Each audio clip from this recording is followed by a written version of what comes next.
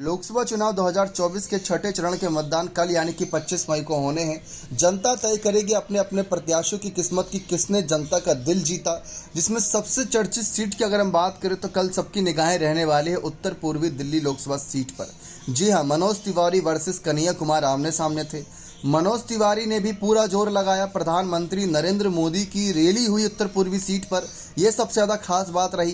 तो वहीं कन्हैया कुमार के समर्थन में राहुल गांधी और उनके तमाम सीनियर नेताओं ने भी मोर्चा संभाला हुआ था।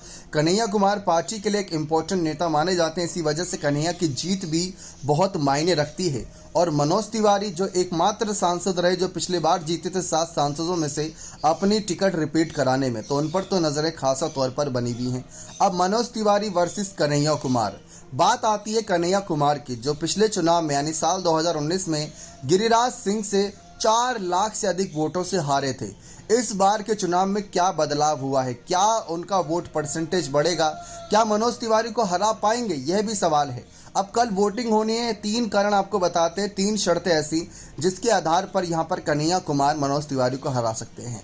पहला ये कि अगर आम आदमी पार्टी के वोटर्स ने भी खुलकर कांग्रेस के प्रत्याशी कन्हैया कुमार को अपना पूर्ण समर्थन दिया, यानी अगर आम आदमी पार्टी का वोट ट्रांसफर कांग्रेस के साथ हुआ, तो इसका फायदा कन्हैया कुमार को अवश्य मिलेगा।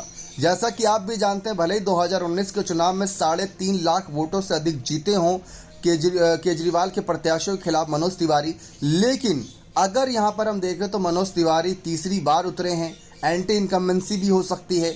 दूसरी तरफ अगर हम 2014 के चुनावी नतीजे देखें, अगर हम 2014 के चुनावी नतीजों में कांग्रेस और आप का आंकड़ा मिला दें तो वहीं पर बीजेपी पिछड़ जाती है, लेकिन 2019 में ऐसा नहीं हो रहा था। अब 2024 में अगर हम देखें तो काफ़ी कुछ मुद्दे थे, ज़मीनी स्तर के मुद्दे जो कन्हैया कुमार ने उठाए, जैसे ट्रैफिक जाम हो गया, जल भराव की स्थिति को लेकर और चोरी चकारी को लेकर, साथ ही साथ यहाँ पर डबल पुश्ता 4 पुश्ता लेन को लेकर, तो ऐसे ज़मीनी स्तर के मुद्दे उन्होंने उठाए।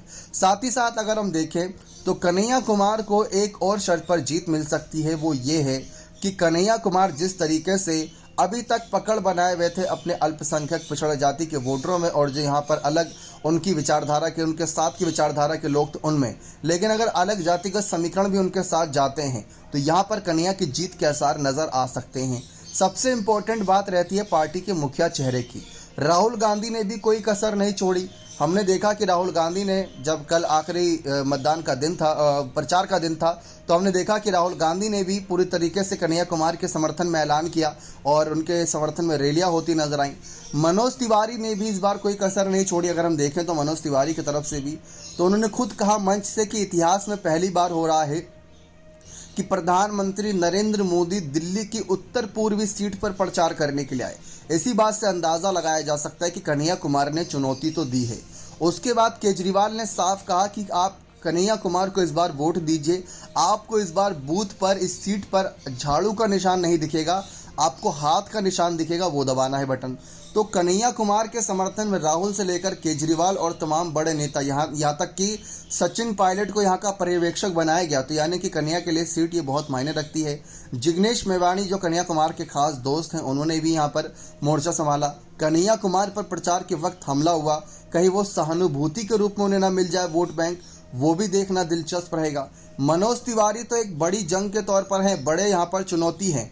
मनोज तिवारी का जो टारगेट था कि अब की बार 400 पार, अब की बार 5 लाख वोट पार, उसके सामने कन्हैया कुमार ने एक चुनौती तो बना दी है कि 5 लाख वोट बैंक का जो आप सपना देखे हैं शायद वो तो पूरा ना होने दें। रही बात सीट जीत की, उस पर थोड़ा सस्पेंस बरकरार है कि वो जीत पाएंगे या नहीं। अब देखते हैं कि आम आदमी पार्टी का वोट ट्रांसफ़र कितना होता है कन्हैया कुमार के समर्थन में। क्या लगता है कि उत्तर पूर्वी सीट पर कन्हैया जीत रहे हैं या हार रहे हैं? अपनी राय कमेंट सेक्शन में अवश्य दें। बहुत बहुत धन्यवाद।